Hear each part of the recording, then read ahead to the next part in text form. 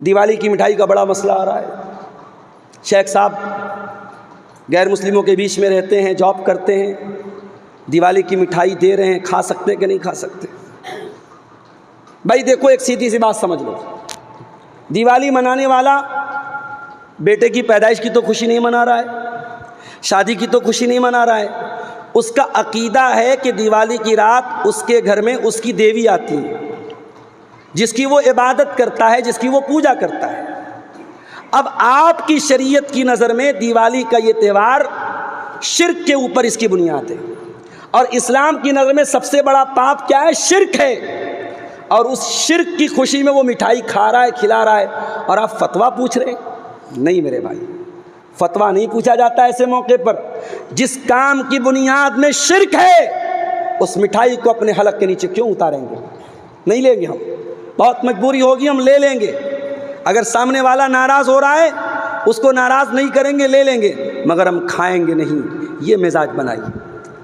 اور اگر بہت مجبوری کی حالت میں آپ نے کھا بھی لیا تو بھائی، مجبوری کی حالت میں لوگ سور بھی کھا لیتے ہیں، مجبوری کی حالت میں لوگ مردار بھی کھا لیتے ہیں، جب جان بچانے کا مسئلہ ہے تو کتا بھی کھا سکتے ہیں، لیکن کیا کوئی مجبوری کی حالت میں اگر سور کھا لے، مردار کھا لے، تو کیا پرچار کرے گا کہ بھائی تم بھی کھاؤ؟ آج ہمارا نوجوان، رات کو پٹاخے کی آواز آ رہی تھی، یقین کریں آپ، صرف غیر مسلموں کے علاقے سے پٹاخے کی آواز نہیں آ رہی تھی، بڑی تعداد میں مسلمان بھی پٹاخے بجا رہا ہے، بڑی تعداد میں مسلمان بھی مٹھائی کھا رہا اور کھلا رہا ہے۔ خبردار میرے بھائیو، لا الہ الا اللہ کا مطلب سمجھو، ہم ایک اللہ کی عبادت کرتے ہیں اور اللہ کے سوا کسی کی عبادت نہیں کرتے ہیں، ہمارا کلمہ اللہ سے شروع ہوتا ہے، ہم غیر اللہ کی عبادت کا انکار کرتے ہیں۔ تو دوسری بات، والمنکر، جو چیز اللہ اور اس کے رسول کی نظر میں بری ہے اس سے اللہ تعالیٰ منع کرتا ہے۔ اور تیسری چیز کیا ہے؟ والبغی، والبغی، اور اللہ تم کو بغی سے منع کرتا ہے، تم کو ظلم سے منع کرتا ہے، کسی پر ظلم مت کرنا، کسی پر اتیاچار مت کرنا، کسی کا حق مت مارنا، کسی کمزور کو مت دبانا، کسی یتیم کو مت دبانا، کسی غریب کو مت دبانا، کسی پر اتیاچار مت۔ لا الہ الا اللہ وحدہ لا شریک لہ واشہد ان محمدا عبدہ ورسولہ یا ایہا الذین آمنوا اتقوا اللہ حق تقاتہ ولا تموتن الا وانتم مسلمون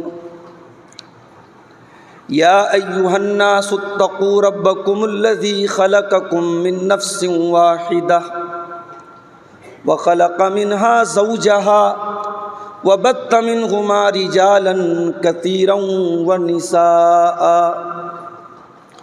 واتقوا اللہ الذی تساءلون به والارحام ان اللہ کان علیکم رقیبا یا ایہا الذین آمنوا اتقوا اللہ وقولوا قولا سدیدا یصلح لکم اعمالکم ویغفر لکم ذنوبکم ومن یطع اللہ ورسولہ فقد فاز فوزا عظیما اما بعد فإن خیر الحدیث کتاب اللہ وخیر الہدی ہدی محمد صلی اللہ علیہ وسلم وشر الامور محدثاتها وکل محدثۃ بدعہ وکل بدعۃ ضلالہ وکل ضلالۃ فی النار۔ اعوذ باللہ من الشیطان الرجیم، بسم اللہ الرحمن الرحیم۔ ان اللہ یأمر بالعدل والاحسان وایتاء ذی القربى وینہی عن الفحشاء والمنکر والبغی یعظکم لعلکم تذکرون۔ محترم حاضرین جمعہ، صدل پور کلاں کی اس جامع مسجد میں آج خطبہ جمعہ کے لیے آپ کے سامنے حاضر ہونے کا موقع ملا ہے۔ خطبے کا ٹائم 12:15 بجے سے لے کر 12:45 تک کا تھا۔ کچھ مجبوریوں کی وجہ سے میں تھوڑی تاخیر سے پہنچا ہوں اور تقریباً 12:30 بجے جمعہ کی اذان ہوئی ہے اور ہمارے سامنے گھڑی میں 12:40 ہو چکے ہیں، یعنی 20 سے 25 منٹ ہمیں آپ کے سامنے گفتگو کرنی ہے۔ سیمانچل کا علاقہ لمبی چوڑی تقریروں کے لیے جانا جاتا ہے۔ میں انڈیا کے کئی اسٹیٹس میں تقریر کر چکا ہوں، ممبئی سے لے کر بنگلور تک اور کلکتہ سے لے کر کرناٹک تک۔ عام طور سے تقریروں کا جو مزاج ہے 1 گھنٹے کی تقریر بہت ہوتی ہے، مگر سیمانچل میں جو پردھان وکتا ہوتے ہیں، جن کو عام طور سے جلسے میں مین مقرر کے طور پہ بلایا جاتا ہے، ان سے یہ امید رکھی جاتی کہ وہ 2 گھنٹہ بولیں، 1.5 گھنٹہ کم سے کم بولیں۔ یہ ایک مزاج ہے پورے سیمانچل کا۔ قرآن حکیم کی جو آیت میں نے آپ کے سامنے پڑھی ہے، یہ قرآن کے 14ویں پارے کی آیت ہے۔ 14ویں پارے میں ایک سورت ہے، سورۃ النحل۔ یہ سورۃ النحل کی آیت نمبر 90، آیت نمبر 90 ہے۔ اس آیت کو اللہ تعالیٰ نے 2 ٹکڑوں میں بانٹا ہے۔ اس میں 3 اچھی باتوں کا حکم دیا ہے اور 3 بری باتوں سے روکا ہے، یعنی 3 چیزوں کا آرڈر دیا ہے، آدیش دیا ہے، اور 3 چیزوں سے منع کیا ہے، روکا ہے۔ اور آیت کی اینڈنگ میں اللہ کہتا ہے یعظکم، کہ یہ 3 باتوں کا آدیش دے کر اور 3 باتوں سے تمہیں روک کر اللہ تعالیٰ تمہیں نصیحت کر رہا ہے۔ گویا اللہ تعالیٰ کی نصیحت بہت شارٹ میں ہوتی ہے، بہت مختصر ہوتی ہے، بہت سنکھیپ میں ہوتی ہے۔ اللہ کے کلام کی یہ خاصیت ہے، اللہ کے کلام میں بہت وستار سے، بہت ڈیٹیل سے باتیں نہیں ہوتی، اختصار سے مختصر باتیں ہوتی ہیں۔ ان شارٹ باتیں ہوتی ہیں، لیکن باتیں جو ہوتی ہیں بہت ہی مضبوط ہوتی ہیں، بہت ہی مکمل ہوتی ہیں، بہت ہی جامع ہوتی ہیں۔ تو قرآن کی اس آیت میں اللہ تعالیٰ نے 3 باتوں کا حکم دیا۔ آئیے دیکھتے ہیں کن باتوں کا حکم دیا اللہ نے۔ ان اللہ یأمر بالعدل والاحسان وایتاء ذی القربى۔ اللہ 3 باتوں کا حکم دے رہا ہے۔ نمبر 1، اللہ تمہیں عدل کا حکم دے رہا ہے۔ نمبر 2، اللہ تمہیں احسان کا حکم دے رہا ہے۔ نمبر 3، اللہ تمہیں اپنے رشتہ داروں کو دینے کا حکم دے رہا ہے۔ اب رشتہ داروں کو کیا دینا ہے، اس پر ہم بات میں روشنی ڈالیں گے۔ اس کے بعد فرمایا کہ اللہ تم کو 3 باتوں سے منع کرتا ہے۔ وَيَنْهَا عَنِ الْفَحْشَاءِ وَالْمُنْكَرِ وَالْبَغْيِ، اللہ تم کو فحشا سے روکتا ہے، منکر سے روکتا ہے، بغی سے روکتا ہے۔ تو آج کے خطبہ جمعہ میں ہم ان 6 باتوں کو سمجھیں گے۔ اللہ نے 3 باتوں کا حکم دیا۔ پہلی بات کیا ہے؟ عدل۔ عدل کس کو بولتے ہیں؟ عدل کا مطلب ہوتا ہے حقدار کو اس کا حق دینا، اور عدل کا اپوزٹ ہے ظلم۔ ظلم کس کو بولتے ہیں؟ حقدار کو اس کا حق نہ دینا۔ مثال کے طور پہ ٹوپی ہے، ٹوپی کا حق کیا ہے؟ ٹوپی کی جگہ کیا ہے؟ سر ہے، اور جوتے کی جگہ پیر ہے۔ اب ٹوپی کو پیر میں پہنا جائے تو یہ ٹوپی کے ساتھ ظلم ہے، اور جوتے کو سر پہ رکھا جائے تو یہ سر کے ساتھ ظلم ہے۔ تو عربی زبان میں عدل کہتے ہیں حقدار کو اس کا حق دینا۔ اب غور کیجئے، اللہ نے اس ایک شبد کے ذریعے اس ایک ورڈ کے ذریعے جتنے بھی حقوق ہیں، جتنے بھی ادھیکار ہیں، جتنے بھی ہمارے ذمے رسپانسبلٹی ہے، ذمہ داری ہے، کرتویہ ہے، اللہ نے سب کو اس ایک لفظ کے اندر شامل کر دیا، سمیٹ دیا۔ ان اللہ یامر بالعدل، بے شک اللہ تعالیٰ تم کو حکم دیتا ہے عدل کا۔ اگر تم ایک باپ ہو اپنی اولاد کو ان کا حق دو، اگر تم ایک بیٹے ہو اپنے ماں باپ کو ان کا حق دو، اگر تم شوہر ہو اپنی بیوی کو اس کا حق دو، اگر تم بیوی ہو شوہر کو اس کا حق دو، اگر تم بھائی ہو تو بھائی کا حق دو، اگر تم بہن ہو تو بھائی کا حق دو۔ جتنے حقوق ہمارے اوپر ہیں ان سب حقوق کو ہم ادا کریں، اس ایک لفظ کے اندر سارے حقوق کی ادائیگی آ گئی۔ میرے بھائیوں، آج کے زمانے کا دستور کیا ہے؟ دنیا اپنا حق مانگتی ہے، اپنی ذمہ داری کو ادا کرنے کی بات نہیں کرتی۔ ٹیچر کی تنخواہ ٹائم سے نہ آئے، ٹیچر پریشان، دھرنا، پردرشن اور ریلی نکل رہی ہے، کیوں صاحب؟ ہماری سیلری ٹائم سے نہیں مل رہی۔ ظاہر ہے سیلری اس کا حق ہے، لیکن ٹیچر کا جو حق ہے، ٹیچر کی جو ذمہ داری ہے، اسے بچوں کو پڑھانا ہے، تعلیم دینا ہے، تربیت دینا ہے، کیا ٹیچر وہ حق ادا کر رہا ہے؟ نہیں۔ بہار اور یو پی کے کئی اسکولوں کا یہ حال ہے، کئی مدرسوں کا حال ہے، گھنٹی کے ٹائم ٹیچر بیٹھ کر کے کلاس میں سوتا رہتا ہے، بچے کھیل رہے ہیں، کود رہے ہیں، گھوم رہے ہیں، پھر رہے ہیں، ٹیچر کو کوئی مطلب نہیں۔ یہ دنیا کا مزاج بن گیا ہے کہ اپنا حق مانگو، اپنی ذمہ داری ادا مت کرو۔ قرآن کا طریقہ کیا ہے؟ اسلام کا طریقہ کیا ہے؟ ان اللہ یأمر بالعدل، اللہ تمہیں حکم دے رہا ہے کہ پہلے تم اپنے کرتویوں کا نرواہن کرو، اپنی ذمہ داریوں کو پورا کرو، اپنے اوپر جو حق ہے پہلے اس کو ادا کرو۔ اسلام حق مانگنے کی تعلیم نہیں دیتا، اسلام حق ادا کرنے کی تعلیم دیتا ہے۔ آج باپ کو شکایت ہے، بیٹا بڑا نافرمان ہے، بچے بڑے نافرمان ہیں، ہماری بات نہیں مانتے، ہماری قدر نہیں کرتے۔ لیکن کبھی باپ کو احساس ہوا کہ اس نے اپنے بچوں کے ساتھ کیا کیا ناانصافی کی ہے؟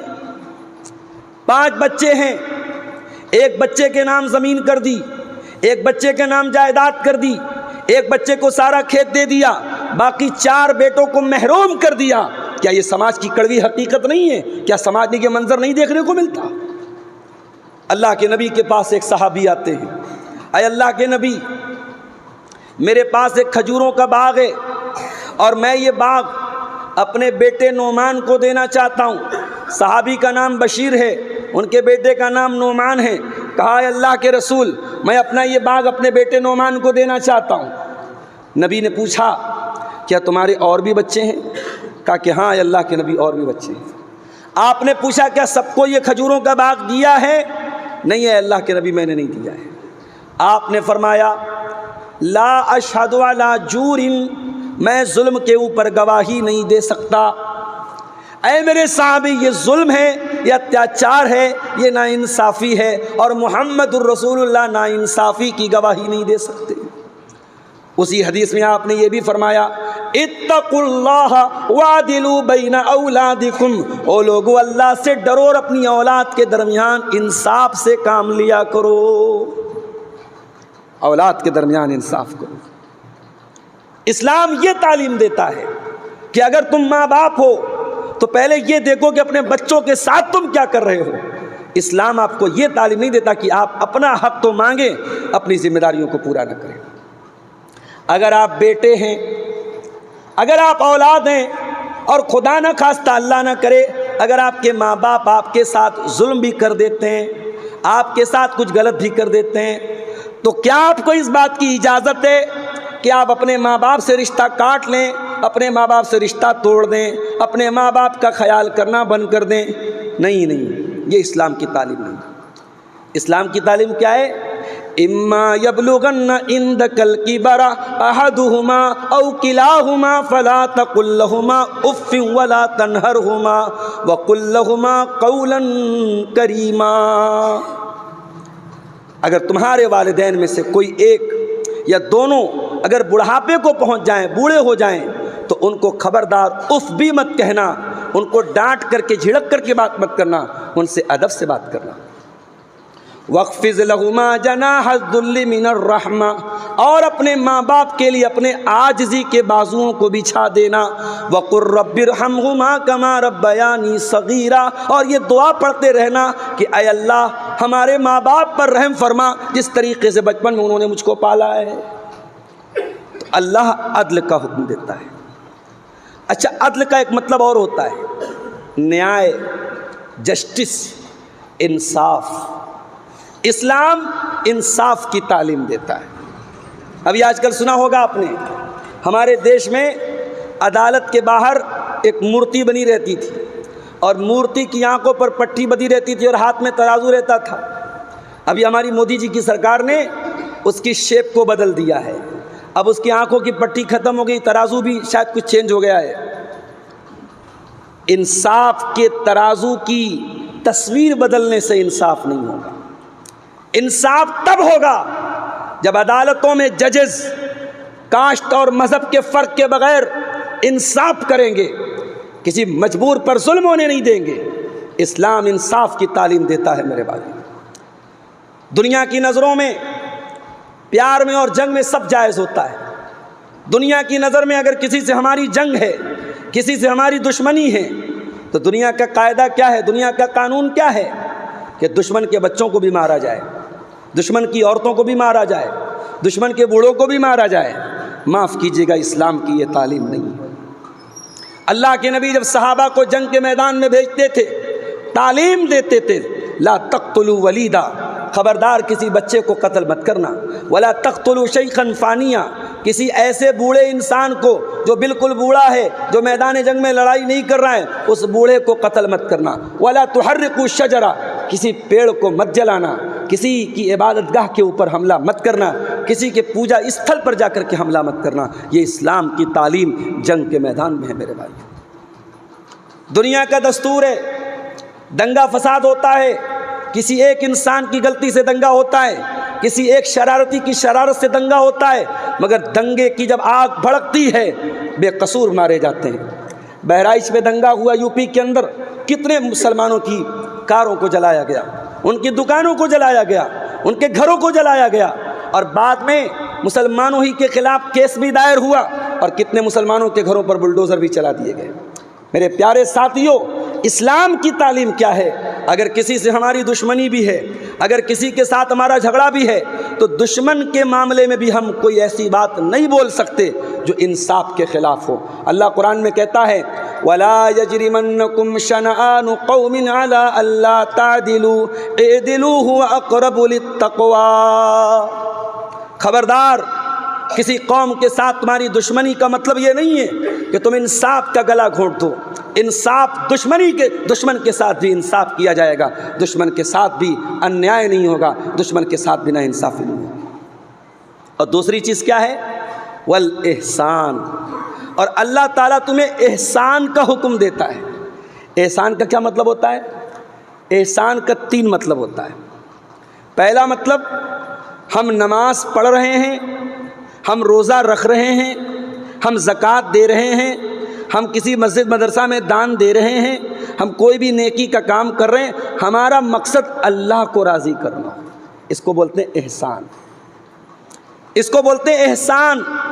اللہ کے پیارے نبی نے فرمایا، آپ سے پوچھا گیا احسان کس کو بولتے ہیں؟ آپ نے کہا ان تعبد اللہ کأنک تراہ، اللہ کی عبادت اس طریقے سے کرو جیسے تم اللہ کو دیکھ رہے ہو۔ فَإِن لَمْ تَكُنْ تَرَىٰ، اور اگر تم اللہ تعالیٰ کو نہیں دیکھ رہے ہو تو کم سے کم یہ سپوز کر لو، یہ تصور کر لو کہ اللہ تم کو دیکھ رہا ہے۔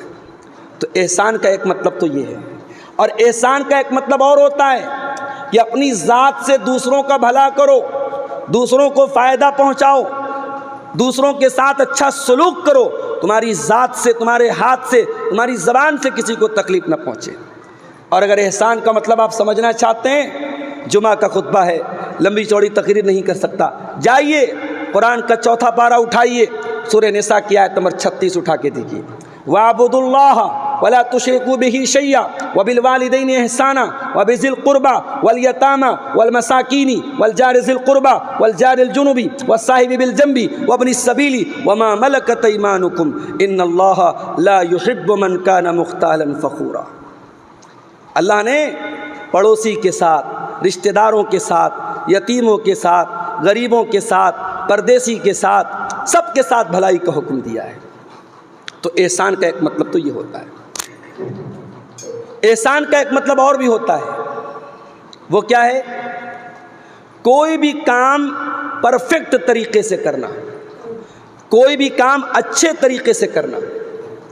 مثال کے طور پر آپ کھسی لائے ذبح کرنے کے لیے، بقرعید کا موقع ہے، تہوار کا موقع ہے، کھسی لائے، بکرا لائے، اب آپ اس کو ذبح کر رہے ہیں۔ تو ذبح کرنے کا ایک طریقہ تو یہ ہے، ایک ویڈیو میں نے دیکھا نیپال کا، کہ صاحب ایک غیر مسلم ہے، اس کا اپنا ایک پوجا استھل ہے، اپنی ایک عبادت گاہ ہے، اس کے باہر جانور کی بلی چڑھ رہی ہے، ایک بکری کا بچہ آتا ہے اور وہ غیر مسلم اپنے دھرم کا جو بھی مہن تھا یا جو بھی تھا، اس نے اس بکری کے بچے کو ہاتھ میں لیا اور اس کے گلے کو دانت سے نوچا، اس کا خون پی گیا اور بکری کے بچے نے دم توڑ دیا۔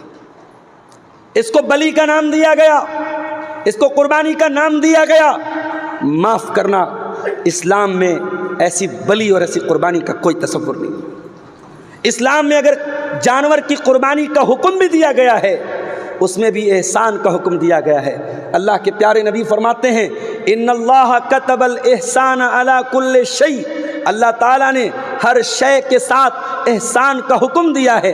فَإِذَا ذَبَحْتُمْ فَأَحْسِنُوا الذِّبْحَ، جب جانور کو ذبح کرو اچھی طریقے سے ذبح کرو، چھری کو پہلے سے تیز کر لو، جانور کو تڑپا تڑپا کے نہ مارو، جانور کو ستا کے نہ مارو، ایسی چھری کو تیز رکھو کہ جانور ایک مرتبہ میں ذبح ہو جائے۔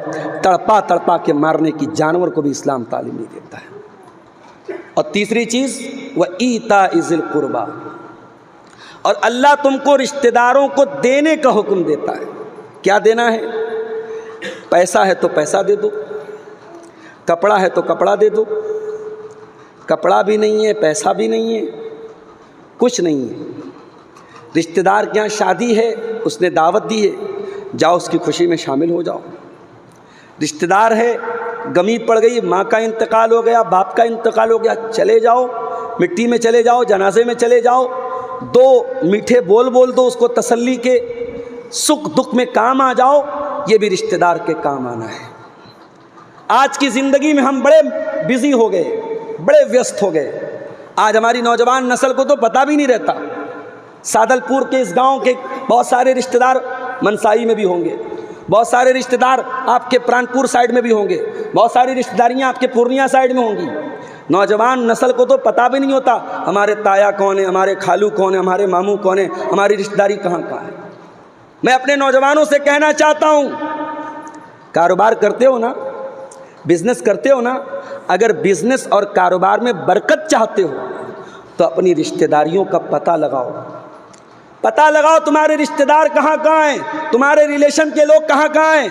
اور جب زکوٰۃ کی رقم نکالو، جب دان اور صدقہ خیرات کرو، تو پہلے اپنے رشتہ داروں میں دیکھو کون غریب ہے، کون ضرورت مند ہے، کس کو پیسے کی ضرورت ہے، کس کو کپڑے کی ضرورت ہے، پہلے اپنے رشتہ دار کی مدد کرو۔ اللہ کے پیارے نبی فرماتے ہیں تعلموا من انسابکم ما تصلون به ارحامکم، اپنے حسب و نسب کو پہچانو، اپنے رشتوں کو پہچانو تاکہ رشتہ داروں سے رشتہ جوڑو۔ اگر ایسا کرو گے فإنها محبۃ فی الاہل مسرات فی المال منسات فی الاثر، اگر ایسا کرو گے تو تین فائدہ ہوگا۔ پہلا فائدہ، خاندان میں محبت پیدا ہوگی۔ لوگ کہیں گے صاحب یہ صدل پور کا یہ انسان بڑا نیک ہے، یہ اپنے رشتہ داروں کے بڑے کام آتا ہے، ان کے سکھ دکھ میں کام آتا ہے۔ آپ 5 منٹ نکال کر کے کسی کی مٹی میں چلے گئے، کسی کی شادی میں چلے گئے۔ میں اپنی بات آپ کو بتاؤں، یہ جلسوں اور تقریروں نے اگر لاکھوں لوگوں کی محبت مجھے دی ہے تو بہت ساری جگہوں پر میرا نقصان بھی کرایا ہے۔ بنارس میں کئی مرتبہ ایسا ہوا، میری اپنی رشتہ داری کی شادی ہے، سیمانچل میں ٹائم دے چکا ہوں، اب فون پر فون آ رہا ہے، مولانا صاحب آپ آ رہے ہیں کہ نہیں آ رہے ہیں، کب آ رہے ہیں، کب آ رہے ہیں. ادھر گھر والے پریشر کر رہے ہیں، شادی ہے کہیں نہیں جانا ہے. ادھر سے جلسے والوں کا پریشر ہے. اور اگر جلسے میں چلا گیا اور رشتہ داری، ابھی ایک ہمارے چچا کے لڑکے کی شادی تھی، اپنے خاص چچا کے لڑکے کی شادی تھی، اور اسی دن میرا پروگرام کٹیہار میں تھا. اب سوچئے کہ رشتہ داروں کی شادی میں نہ جاؤ تو بہت ساری باتیں بنتی ہیں، بہت ساری باتیں بنتی ہیں. لوگ برا بھلا بولتے ہیں، لوگ اس کو احساس کرتے ہیں. ٹھیک ہے، ایک عالم کی حیثیت سے، ایک خطیب کی حیثیت سے لوگ عزت دیتے ہیں، لیکن اگر آپ سکھ میں دکھ میں شامل نہیں ہوں گے لوگوں کی نظر میں پکڑ ہوتی ہے میرے بھائی. اس لیے میں آپ کو یہ پیغام دیتا ہوں، جتنے بھی بزی ہو جائیں، جتنے بھی مشغول ہو جائیں، اپنے رشتہ داروں کے لیے ضرور ٹائم نکالیں. اللہ کے نبی فرماتے ہیں خاندان میں محبت پیدا ہوگی، مال میں برکت پیدا ہوگی، اور اللہ تعالیٰ آپ کی عمر میں برکت دے گا، عمر میں برکت دے گا. ہو سکتا ہے آپ 40 سال میں ہی دنیا سے چلے جائیں، ہو سکتا ہے 50 سال کی عمر میں دنیا سے چلے جائیں، عمر کم ملے گی، مگر اللہ جو نام دے گا، جو عزت دے گا، جو رسپیکٹ دے گا سماج میں، جو ریپوٹیشن دے گا سماج میں، جو سمان ملے گا سماج میں، وہ 100 سال کے ہونے پر بھی آپ کو نہ ملتا جو 50 سال کی عمر میں ملے گا اگر آپ یہ کام کر کے جائیں گے. تو یہ 3 باتیں جن کا اللہ نے حکم دیا ہے. اب جلدی جلدی 3 وہ باتیں جن سے اللہ نے منع کیا ہے اس کو بیان کر کے ہم بات ختم کرتے ہیں. وَيَنْهَا عَنِ الْفَحْشَاءِ، اور اللہ تعالیٰ تم کو ہر اس کام سے منع کرتا ہے جس کام کے اندر فحاشی پائی جاتی ہو، ولگیرٹی پائی جاتی ہو، اشلیلتا پائی جاتی ہو، چاہے وہ زنا کاری ہو، چاہے وہ لڑکے لڑکوں کا ناجائز تعلق ہو، چاہے وہ پورن موویز دیکھنے والا کام ہو، چاہے وہ کوئی بھی ایسا کام ہو جس کے اندر بدکاری اور عریانیت پائی جاتی ہے. آج نوجوانوں کے اندر یہ چیزیں عام ہیں، گالی گلوچ عام ہے، بات بات پہ ماں بہن کی گالی دینا عام بات ہے. جس نبی کا ہم نے کلمہ پڑھا ہے اس نبی نے کبھی منہ سے گالی نہیں نکالی. لم یکن فاحشن، میرے نبی گالی بکنے والے نہ تھے، میرے نبی بیہودہ بات کرنے والے نہ تھے، میرے نبی کبھی منہ سے ولگر بات نہیں نکالتے تھے.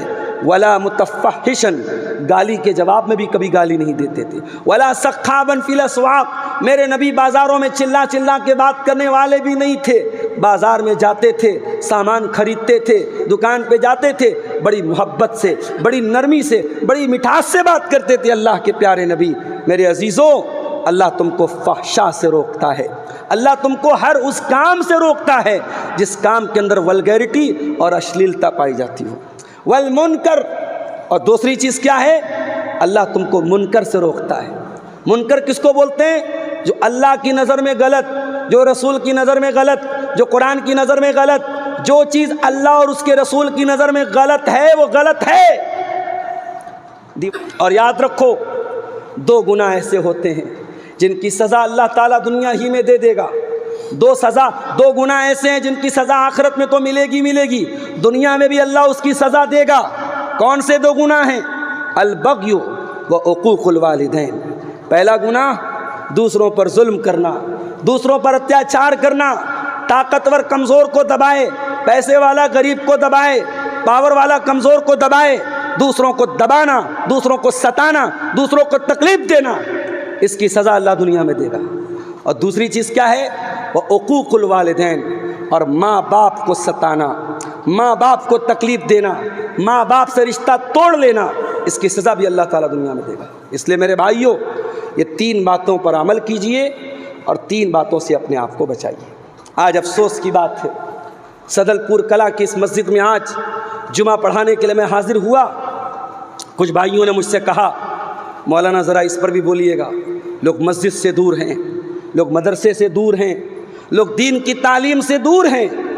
افسوس کی بات ہے میرے بھائی، اس دور میں بھی اگر ہم دین کی تعلیم سے دور ہیں افسوس کی بات ہے. ساری چیزیں اپنی آنکھوں سے دیکھ رہے ہیں، حالات کتنے برے سے برے ہو رہے ہیں ہم دیکھ رہے ہیں. اگر اب بھی ہم نہ جاگے، اب بھی ہم نے مسجد سے اپنا تعلق نہیں جوڑا، ہم نے مدرسے سے اپنا تعلق نہیں جوڑا، مدرسے میں اپنے بچوں کو نہیں ڈالا، اپنے بچوں اور بچیوں کو دین کی تعلیم نہیں دی، علماء کی عزت نہیں کی، علماء کو ان کا حق نہیں دیا، تو معاف کرنا، آنے والی نسلیں ہمیں معاف نہیں کریں گی، آنے والی نسلیں ہمیں معاف نہیں کریں گی. کیونکہ زمانہ جیسے جیسے آگے بڑھے گا، فتنوں کا دور آ رہا ہے اور بڑی تیزی سے ہمارا نوجوان طبقہ دین سے دور ہو رہا ہے، اسلام سے دور ہو رہا ہے، ایسی حرکتیں کر رہا ہے، ایسے کام کر رہا ہے جو اسلام سے خارج کر دیتے ہیں، جو ایمان سے خارج کر دیتے ہیں۔ میرے بھائی، جب بیماری بڑھ جاتی ہے، ڈاکٹر کے پاس ہم جاتے ہیں، ڈاکٹر چیک اپ کرتا ہے، کہتا تم کو وائرس ہو گیا ہے، تم کو وائرس ہو گیا ہے، تو ڈاکٹر اینٹی بائیوٹک دیتا ہے۔ بخار ہے، سر درد ہے، بدن میں درد ہے، ڈاکٹر اینٹی بائیوٹک دیتا ہے، اور بیکٹیریا جتنا تگڑا ہوتا ہے اینٹی بائیوٹک کا ڈوز اتنا تگڑا ہوتا ہے۔ یہ بیکٹیریا کا دور ہے، یہ فتنوں کا دور ہے۔ ہماری لڑکیاں مرتد ہو رہی ہیں، ہمارے لڑکے شراب پی رہے ہیں، ہماری نوجوان نسل زنا کر رہی ہے۔ یہ وائرس کا دور ہے، یہ کفر کا وائرس، یہ شرک کا وائرس، یہ بے حیائی کا وائرس بڑی تیزی سے پھیل رہا ہے۔ اس کا اینٹی بائیوٹک یہی مسجد ہے، اس کا اینٹی بائیوٹک یہی مدرسہ ہے، اس کا اینٹی بائیوٹک یہی علماء ہیں۔ اپنے علماء کو مضبوط کرو، اپنی مسجد کو مضبوط کرو، اپنے مدرسوں کو مضبوط کرو۔ جب تک یہ اینٹی بائیوٹک آپ نہیں لیں گے یہ وائرس دور ہونے والے نہیں ہیں۔ میرے بھائیوں، ہم اللہ سے دعا کرتے ہیں رب العالمین ہمیں مسجدوں سے اور مدرسوں سے اپنا رشتہ جوڑنے کی توفیق عطا فرمائے۔ رب العالمین ہماری نوجوان نسل کو ہر قسم کی برائی سے، بے حیائی سے، غلط کام سے اللہ ہماری نوجوان نسل کی حفاظت فرمائے۔ ہمیں سے جو بیمار ہیں اللہ ان کو شفائے کاملہ عاجلہ عطا فرمائے، جو روزی روٹی سے پریشان ہیں اللہ ان کے کاروبار میں برکت نصیب فرمائے۔ سیمانچل کے اس علاقے کو اللہ خیر و برکت کا گہوارہ بنا دے۔ یہ علاقہ، یہ علماء کا علاقہ ہے، یہ بہت بڑی بڑی علمی شخصیتوں کا علاقہ ہے۔ اگر اس علاقے میں جہالت پائی جائے، اس علاقے میں گندی چیزیں پائی جائیں تو یہ بہت افسوس کی بات ہے۔ اللہ ہمیں اپنے اس علاقے کو ہر قسم کی گندگی سے پاک کرنے کی توفیق عطا فرمائے۔ رب العالمین ہمیں ایمان پر قائم رکھے اور ایمان پر ہمارا خاتمہ ہو، آمین۔ وآخر دعوانا ان الحمد للہ رب العالمین۔